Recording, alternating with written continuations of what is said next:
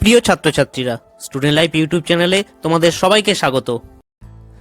বিদেশের open book পরীক্ষা পদ্ধতির ধাঁচে পরীক্ষা নেওয়ার প্রস্তাব দিল বোর্ড।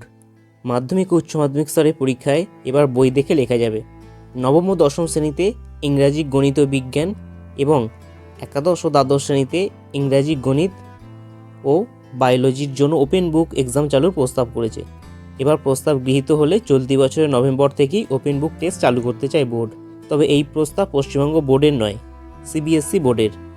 এর আগে 2014-15 এবং 2016-17 শিক্ষাবর্ষ থেকে নবম ও একাদশ শ্রেণীতে ওপেন বুক পরীক্ষার মাধ্যমে মূল্যায়নের পরীক্ষা চালিয়েছিল সিবিএসই।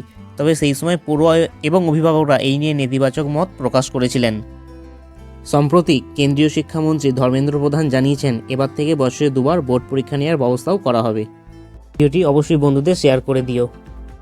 স্টুডেন্ট লাইফ ইউটিউব চ্যানেলটি সাবস্ক্রাইব করে দাও এবং পাশে থাকা বেল আইকনটি প্রেস করে দাও। এর ফলে যখনই ভিডিও আপলোড করা হবে তখনই তোমাদের কাছে পৌঁছে যাবে। সবাই খুব ভালো থেকো, সুস্থ থেকো। টাটা।